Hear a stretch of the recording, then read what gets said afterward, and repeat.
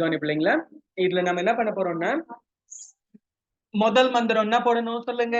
cd/xaml/ht ஆச்சா. ரெண்டாவது மந்திரம் cd கோப்பா எனக்கு, cd உங்க பேரு உங்களுக்கு. ஓகேவா? டன். இப்ப நோட்பேட் age.html இதுல நாம இன்புட் வந்து இதுக்கு முன்னாடி டெக்ஸ்ட்னு மட்டும் தானே வாங்கி இருந்தோம். இந்த இடத்துல வந்து டேட் அப்படின்னு ஒரு இன்புட் டைப் இருக்குது, அது நாம வாங்க போறோம். நான் இப்ப எஸ் கொடுக்குறேன், கொடுத்துட்டு ஸ்கிரீனை பெருசாக்கிடுறேன். பெருசாக்கிட்டு இதுல நம்ம எக்ஸ் ஒய்னு ரெண்டு வாங்க மாட்டோம், ஒரே ஒரு இன்புட் தான்.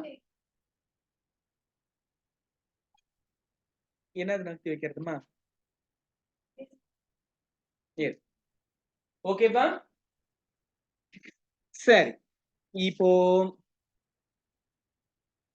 என்ன சொல்றோம்? ஏஜ் கால்குலேஷன் டைட்டில் கொடுக்குறோம், ஏஜ் கால்குலேஷன் h1 கொடுக்குறோம், red.css எம்பெட் பண்றோம். ஓகே, கவனிங்கம்மா.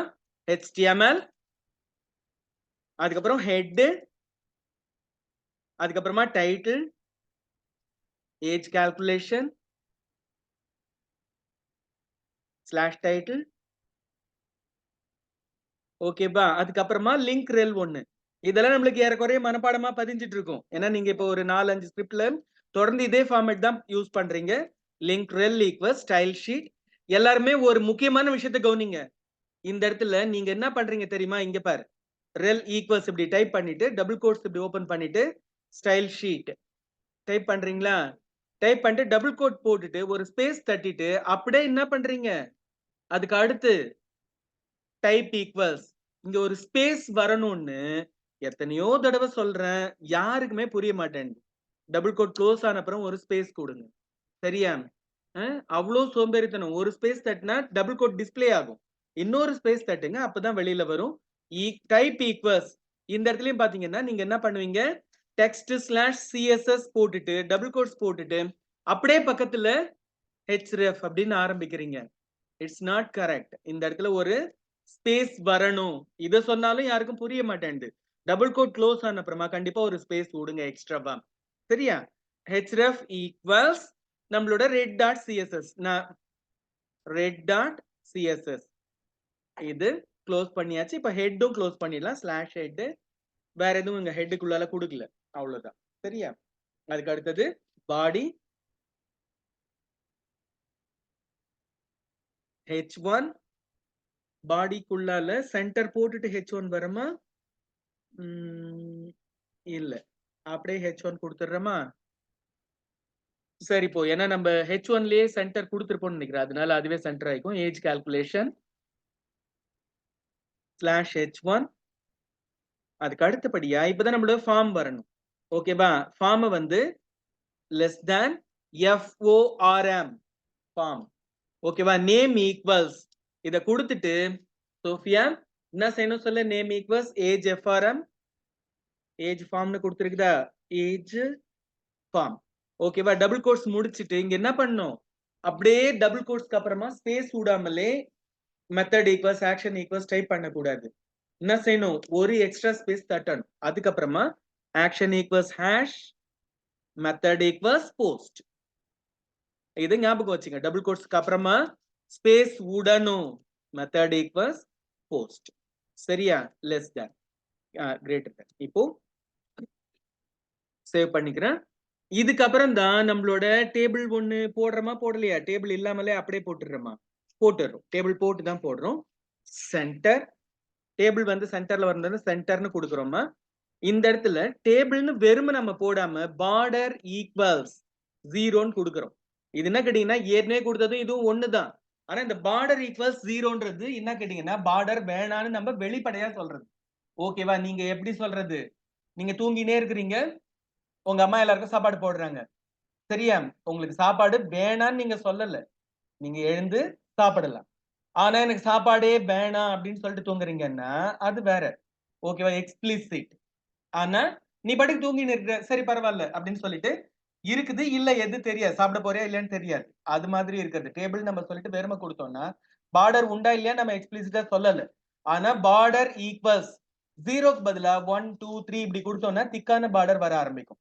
ஓகே, 1ன்னு கொடுத்தா மெலிஸ் பார்டர், 2ன்னு கொடுத்தா 2 பிக்சல், 3ன்னு கொடுத்தா 3 பிக்சல் அந்த அளவுக்கு திக்னஸ்ல பார்டர் வர ஆரம்பிக்கும். ரைட்டா? நம்ம பார்டர் 0ன்னு ஏன் சொல்றோம்னா பார்டர்னு ஒரு ப்ராப்பர்ட்டி இருக்குது, அது நமக்கு தெரியணும் அதுக்காக. சரியா? இதுக்கு அடுத்தது tr/tr அது உள்ளால td/td/td இத காப்பி பண்ணி 3 தடவை பேஸ்ட் பண்ணிக்கிறேன்.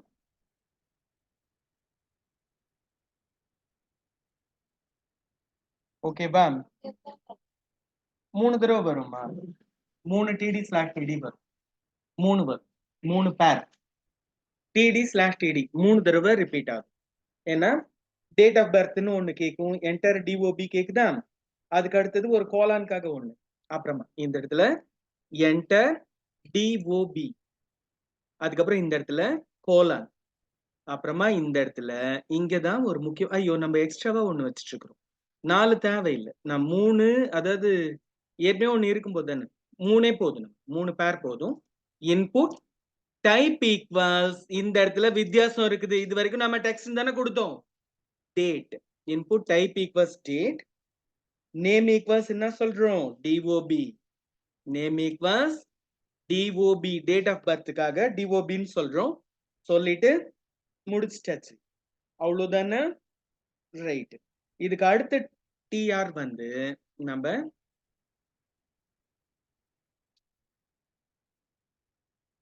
இந்த இடத்துல இதுக்கு அடுத்த வரியில TR TD ஸ்பேஸ் கால் ஸ்பேன் ஈக்குவல்ஸ் டபுள் கோட்ஸ்குள்ளால 3, கால் ஸ்பேன் ஈக்குவல்ஸ் 3. நம்ம அந்த பட்டன் கொடுத்தோம், ஞாபகம் இருக்குதா? அந்த பட்டன் இந்த இடத்துல வரும். அப்புறம் சென்டர், இதெல்லாம் தனித்தனி லைன்ல போடலாம்னு சொன்னால உங்களுக்கு சரி விடு. சென்டர், இந்த இடத்துல input type equals button, value equals age தானமா, ஏஜ் தான், ஏஜ். அப்புறமா ஆன் கிளிக் ஈக்குவல்ஸ், பட்டனை கிளிக் பண்ணா என்ன நடக்கணும், ஆன் கிளிக் ஈக்குவல்ஸ் டபுள் கோட்ஸ்குள்ளால இங்க என்ன செய்யறோம், இங்க பாருங்க ரெஸ் டாட் வேல்யூன்னு கொடுக்கிறோம். முன்னெல்லாம் z டாட் வேல்யூ கொடுத்தோம், இந்த இடத்துல res for result. Res dot value equals, ஒரு பிராக்கெட் ஓபன் பண்ணு, பிராக்கெட்டை இங்கேயே க்ளோஸ் பண்ணு, அதுக்கப்புறம் நடுவுல வந்து டைப் பண்ணு. ஏன்னா நான் கடைசியில எல்லாமே குழம்பி போய் ஏடா கூடமா ஆயிட வாய்ப்பு இருக்குது. அதனால ரெஸ் டாட் வேல்யூ ஈக்குவல்ஸ் அப்படின்னு சொல்லிட்டு ஒரு பிராக்கெட் ஓபன், பிராக்கெட் க்ளோஸ். அதுக்கு உள்ளால இன்னிய டேட்டை வாங்குங்க, அதுல கொடுத்த டேட் ஆஃப் பர்த் கழிச்சிடுங்க, அத டேட்டா மாத்துங்க.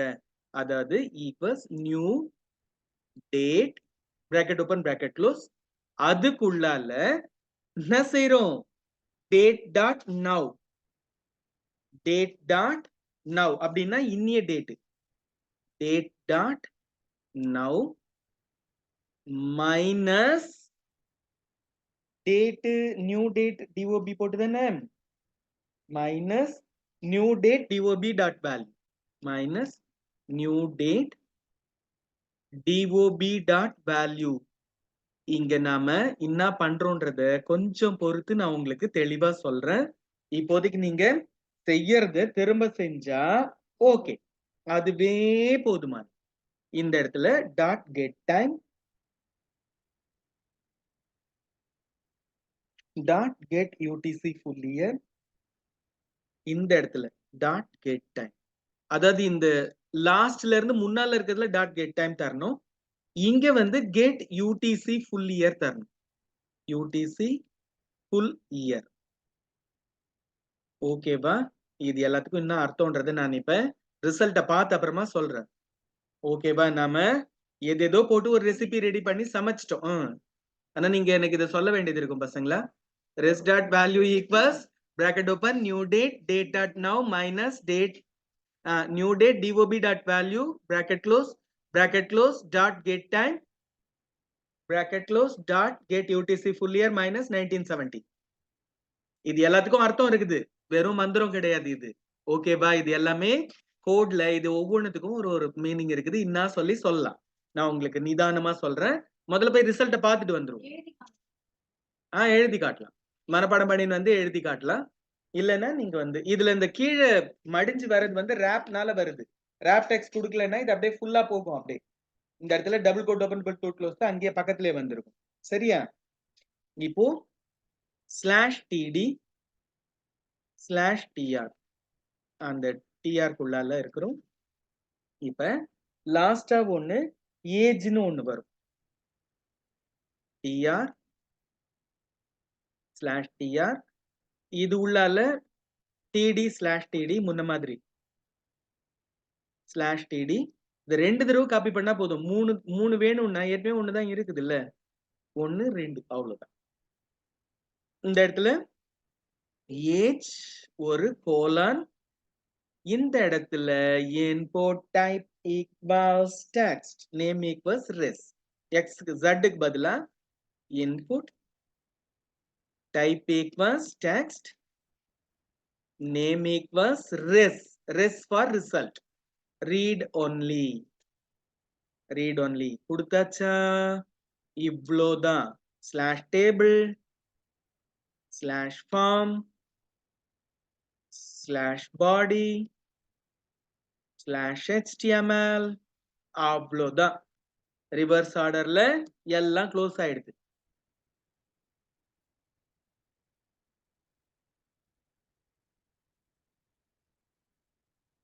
ஐயோ, இங்க ஒரு /center போட்டோம்ல டேபிள்ல, ஃபார்முக்கு உள்ளால, ஃபார்முக்கு முன்னால /center ஒண்ணு வரணும். இந்த இடத்துல ஒரு /center க்ளோஸ் ஆகும்.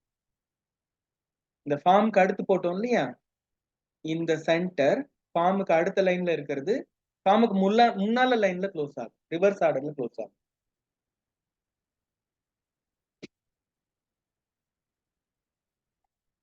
இதுல நம்மளோட ஆன் கிளிக் என்ன செய்யுதுன்னு இப்ப போட்டு நம்ம மூளையை குழப்பிக்க வேணாம். ஆனா அந்த லாஜிக் என்னான்னு மட்டும் சொல்றேன். இன்னியோட டேட்டை வாங்கிக்கிறோம். வாங்கிட்டு அவரு ஒரு டேட் ஆஃப் பர்த் கொடுத்துருப்பாங்க இல்லையா, அந்த டேட்டை கழிச்சிட்டு இது ஜாவா ஸ்கிரிப்ட் வந்து டைரக்டா இயர் ஃபிராக்னு ஒண்ணு வச்சில்ல. அதனால நம்ம என்ன பண்றோம்னு கேட்டீங்கன்னா, நாமே இயர் ஃபிராக் மாதிரி ஒண்ணு உருவாக்குறோம். அதுக்கு என்ன செய்யறோம், கெட் டைம்னு சொல்லிட்டு அதை என்ன பண்றோம், டேட்டா மாத்துறோம். மாத்திட்டு அது கெட் யூடிசி ஃபுல் இயர் அப்படின்னு சொன்னா 2024 1982 அப்படி ஒரு வருஷத்தை கொடுக்கும். அதுல இருந்து 1970 கழிச்சுட்டா ஏஜ் கிடைக்கும். ஏன்னா யூனிக்ஸ் அப்படின்னு ஒரு ஆப்ரேட்டிங் சிஸ்டம் இருக்குது, நம்ம லினக்ஸோடைய பேரண்ட். அந்த யூனிக்ஸோடைய இயர் ஆஃப் இன்செப்ஷன் எந்த வருஷம் அது உருவாச்சுன்னா 1970. அதனால ஜனவரி 1 1970 தான் கம்ப்யூட்டர் எல்லாத்துக்கும் பிறந்த நாள். நீங்க வந்து இப்போதைக்கு எத்தனை வயசுன்னு நீங்களே கால்குலேட் பண்ணிக்கோங்க. அப்படியே நம்மளோட இதுல இப்ப ஜீசஸ் பிறந்த டேட் தான் நம்ம வந்து ஏடின்னு சொல்லி 2024ன்னு சொல்றது. என்னது எப்பாக்கு எதுனால ஜீசஸ் பிறந்த வருஷத்தை வச்சு நம்ம கனெக்ட் பண்றோம். அந்த மாதிரி நமக்கு யூனிக்ஸ் கம்ப்யூட்டர் பொறுத்த வரைக்கும் யூனிக்ஸ் பிறந்த வருஷத்தை வச்சுதான் நம்ம இதெல்லாம் கனெக்ட் பண்றோம். 1970. அதனாலதான் 1970 நம்ம கழிக்கிறோம். ஓகேவா? சரி, இப்ப நம்ம போயிட்டு இதை ரன் பண்ணி பார்ப்போம். ஃபர்ஸ்ட்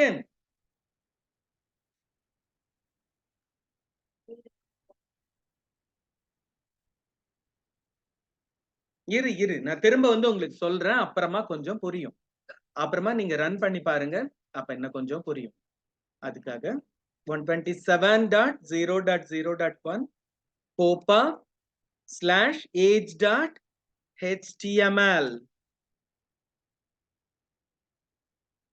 லோட் ஆகு. இங்க பாருங்க, நாம இப்போ டெக்ஸ்டுக்கு பதிலா, அதாவது டிஓபியோட டைப் நம்ம வந்து வழக்கமா டைப் ஈக்குவல்ஸ் டெக்ஸ்ட் கொடுக்கறதுக்கு பதிலா டேட் கொடுத்தனால என்ன வந்திருக்குது, டேட் செலக்ஷனுக்கான பாக்ஸ் வந்திருக்கு. தெரியுதா உங்களுக்கு? இப்ப நம்ம இதுல கிளிக் பண்ணா கேலண்டர் வரும். இந்த கேலண்டர்ல ஜனவரி 2024 கிளிக் பண்ணா இந்த இடத்துல இயரை மாத்தலாம். யாராவது ஒருத்தர் அவங்களோட இயர் சொல்லுங்க. 2006 எந்த மாசமா? ஓ, இருமா 2006. சாரி, நம்ம 2026 கொண்டு போயிட்டா அது நம்மள வந்து தப்பா சொல்லிடும். ஜூலை அம்மா,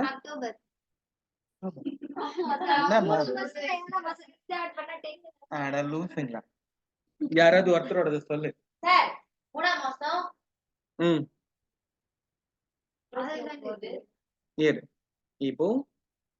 இப்போ திரும்ப இதுல கிளிக் பண்ணா 29 நீங்க எந்த டேட் வேணா கொடுத்துக்கோங்க. ஏஜ்னு சொன்னா கொடுக்கல, அது வேல்யூ கொடுக்கல, ஏதோ தப்பு இருக்குது. இந்த மாதிரி தப்பு வந்தா F12 பிரஸ் பண்ணுங்க. F12 பிரஸ் பண்ணுங்க. கன்சோல் அப்படின்னு ஒண்ணு வரும். அதுல நாம என்ன தப்பு பண்ணோன்றத சொல்லும். uncaught type error, new date, get time, get UTC full year is not a function. இரு, இந்த இடத்துல நம்ம டைப் பண்ணது கொஞ்சோண்டு மிஸ்டேக்கா டைப் பண்ணிட்டோம்.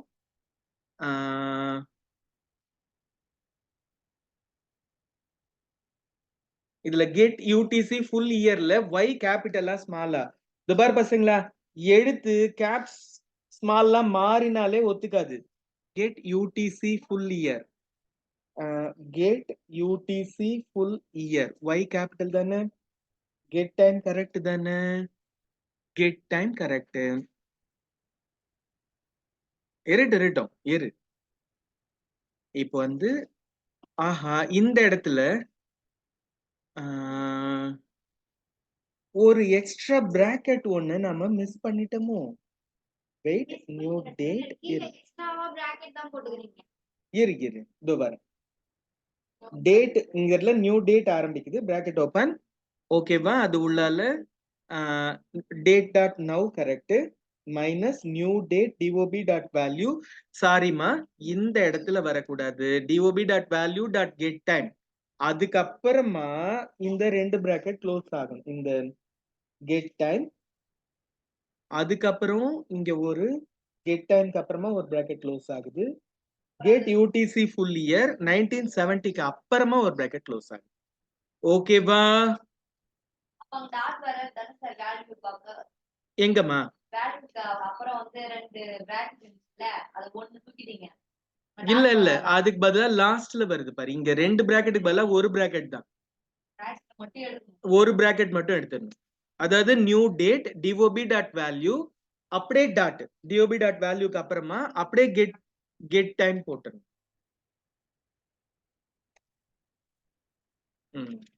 சரி,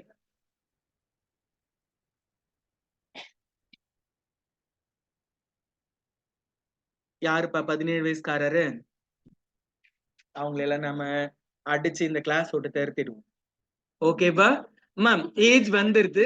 இங்க பாருங்க பசங்களா, மிஸ்டேக் இருந்தா கவனிங்க, மிஸ்டேக் இருந்தா எங்க போய் பார்க்கலாம் சொல்லுங்க? F12 கொடுத்தோம்னா அது சொல்லும் நீ எங்கேயோ தப்பு பண்ணிட்ட அப்படின்னு சொல்லி எங்க தப்பு பண்ணேன்னு சொல்லும். அதுவே இண்டிகேட் பண்ணும். நீ நம்ம கிட்ட என்ன சொல்லிட்டு, அது வந்து நீ ஏடா கூடமா அந்த இது போட்டிருக்கிற கெட் ஃபுல் இயர் வந்து தப்பா இருக்குன்னு சொல்லிட்டு, அப்ப நம்ம ஏதோ தப்பான இடத்துல கெட் ஃபுல் இயர் போட்டுட்டோம்னு மட்டும் தெரிஞ்சிடுது. பிராக்கெட் செக் பண்ணி பார்த்தா பிராக்கெட் தப்பான இடத்துல நம்ம க்ளோஸ் பண்ணிட்டோம். அதுதான் நீங்க இவ்வளவு பெரிய எக்ஸ்பிரஷன்லாம் இந்த ஜாவா ஸ்கிரிப்ட்ல இவ்வளவு பெருசா சிங்கிள் லைன்ல போடுற மாதிரி காம்ப்ளெக்ஸா வராது. அதனால நீங்க கவலைப்பட வேணாம். நம்மளே ப்ரோக்ராம் எல்லாத்தையும் சிம்பிளிஃபை பண்ணி தான் தருவோம். இது எதுக்காக இவ்வளோ பெருசா எக்ஸ்பிரஷன் போட்டிருக்குன்னா, ஒரு லைனுக்குள்ள முடிச்சாகணும் அப்படின்ற கண்டிஷன் இருக்கிறதுனால. நம்ம எதிர்காலத்துல ஏஜ் கால்குலேஷன் செய்வோம், ஆனா இந்த மாதிரி செய்ய மாட்டோம். நிதானமா ஒரு 4-5 வரி டைம் எடுத்து, அதாவது வந்து ஸ்பேஸ் நிறையவும் யூஸ் பண்ணி தெளிவா வர மாதிரி செய்வோம். அப்போ உங்களுக்கு இதனோட லாஜிக் புரியும்.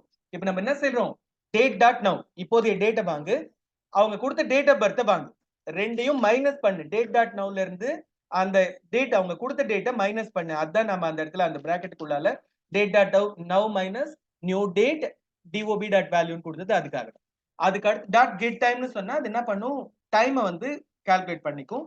இதை திரும்ப டேட்டா மாத்தும் போது என்ன தெரியுமா ஆகும்? டேட்டா மாத்தினா டேட் ஃபுல்லா தேதி மாசம் வருஷம் வரும். ஆனா எனக்கு அதுல ஃபுல்லும் எனக்கு இன்ட்ரெஸ்ட் கிடையாது. என்ன வேணும் எனக்கு? இயர் மட்டும் வேணும். இயர் மட்டும் வந்தா போதும். கெட் யூடிசி ஃபுல் இயர் அப்படின்னு சொல்றேன். கெட் யூடிசி ஃபுல் இயர் சொன்னா அந்த தேதி வந்ததுல இருந்து வருஷத்தை மட்டும் எடுத்துக்கும். இப்ப இவங்களோட வருஷம் என்ன வந்திருக்கும்னா 1987 வந்திருக்கும். புரியுதா? அதனால 1970 நான் கழிக்கணும். ஏன் மைனஸ் பண்றேன்னா, அது என்ன பண்ணும், யுனிக்ஸோடைய பிறந்த தேதிய, பிறந்த வருஷத்தை எல்லாத்துக்கூடயும் அது கூட்டிக்கும்.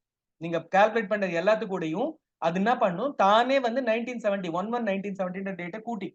அதனால 17 வயசு இருக்கிறவங்களுக்கு அது 1987ன்னு சொல்லும். அது சரி பண்றதுக்காக தான் நம்ம என்ன பண்றோம், 1970 மைனஸ் பண்றோம்.